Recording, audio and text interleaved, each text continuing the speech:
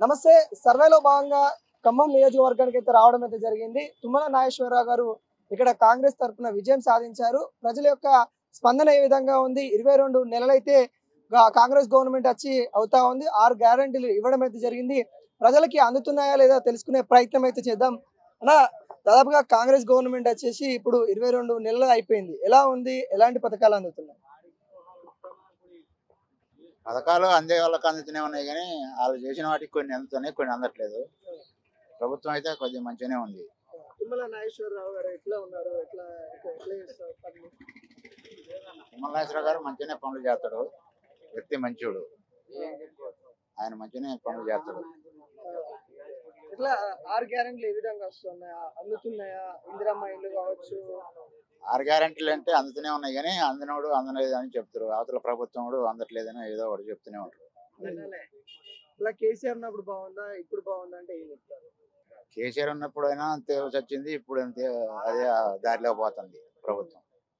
ఎట్లా అంటే ఇప్పుడు ఏమేమి అందుతున్నాయంటే సిలిండర్ కావచ్చు, పింఛన్ కావచ్చు, ఎట్లా ఉంది? 500 సిలిండర్ 500 కానీ అంటారులే కానీ మరి అది 800 900 కూడా తీసుకుంటారు. మళ్ళీ అకౌంట్లలో పడతారు. ఎలా ఉంది బాబు? ఈ 12,000 రూపాయలు ఆటో డ్రైవర్లకి వేస్తానని చెప్పి ఈ గవర్నమెంట్ ఇంతవరకు ఆటో డ్రైవర్లకి ఊసులేదు. ప్లస్ సంక్షేమ పథకాలలో 6 గ్యారంటీలలో 2,500 రూపాయలు మహిళలకు ఇస్తానని చెప్పి ఇంతవరకు ఆ ఊసు లేదు. 6 గ్యారంటీలలో మనకు వచ్చేది కొన్నే వస్తున్నాయి. సరే, రేషన్ బియ్యం కానీ, సంక్షేమ పథకాల్లో ఫ్రీ కరెంట్ ఒకటి కానీ, కొన్ని వరకే మాకు కొంతవరకు 6 గ్యారంటీల్లో పూర్తిగా మాకు అందట్లేదు. అంటే ఇప్పటికి కూడా ఇందిరమ్మ ఇల్లు స్టార్ట్ చేస్తామని చెప్తారు. ఎంతవరకు వస్తా ఉన్నారు? ఉన్న వాళ్ళ వరకే, ఆ గవర్నమెంట్ వాళ్ళ వరకే, వాళ్ళ పైరవతోని గ్రామాలలో వాళ్ళ వరకే వస్తున్నాయి తప్ప అసలు పూర్తిగా లబ్ధిదారులకి చెందట్లేదు. ఇలా కేసీఆర్ ఉన్నప్పుడు బాగుందా, రేవంత్ రెడ్డి వచ్చినాక బాగుందా అంటే ఏంటంటే ఇది రెండీరు బేరీ చేసుకున్నప్పుడు ఇది సమానంగానే ఉంది. ఆయన 3 ఎకరాల దళితులకు 3 ఎకరాల భూమి అని చెప్పిండు, అది అమలు చేయలేదు. నిరుద్యోగ భృతి అన్నాడు కేసీఆర్, 3,000 రూపాయల నెలకి ఇస్తానని చెప్పి అది లేదు. రేవంత్ రెడ్డి అది అన్నాడు, 3,000 రూపాయలు నిరుద్యోగుల భృతి అన్నాడు, అది లేదు. ఒకే తానుగుట్టలు ఏమీ లేదు. దాంట్లో మనకు వచ్చేది ఏ ప్రయోజనం ఉండట్లేదు. పేద ప్రజలకు కానీ, ఆటో డ్రైవర్లకు కానీ, మధ్యతర కుటుంబాలకు కానీ మాకు ఏమీ ప్రయోజనం లేకుండా మా అంతటా మేము స్వశక్తిగా ఆటో దూలుకొని ఈరోజు మాకు పూట గడవాల్సి వస్తుంది. అంటే మేము సంక్షేమ కార్యక్రమాలు అందిస్తున్నాం, 6 గ్యారెంటీలు అందిస్తున్నాం. స్థానిక ఎన్నికల్లో మాదే విజయం అని కాంగ్రెస్ చెప్తుంది.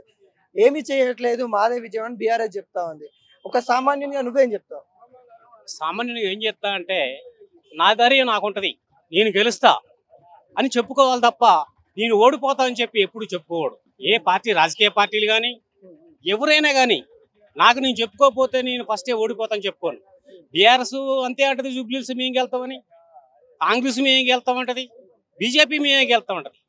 ఎవరికి వాళ్ళు ధీమాగా చెప్పుకోకపోతే మేము గెలవని ఏ గవర్నమెంట్ చెప్పుకోదు, ఏ రాజకీయ పార్టీ చెప్పుకోదు.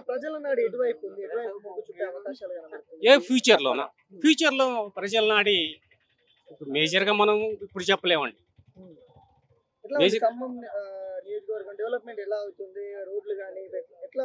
కొద్దిగా ఖమ్మంలో తుమ్మల నాగేశ్వరరావు వచ్చినాక కొద్దిగా పర్లేదు. స్కూల్స్ కొద్దిగా ఇబ్బందిగానే ఉన్నాయండి. సరైన టీచర్లు లేక, సింగిల్ టీచర్లు సెలవు పెడితే ఆ పిల్లలకి అంగన్వాడీ టీచర్లు పోయి వాళ్ళ అంగన్వాడీ చూసుకోవాలి, ప్లస్ స్కూలు చూసుకోవాల్సి వస్తుంది. ఆ కొరత చాలా ఉంది, టీచర్ల కొరత.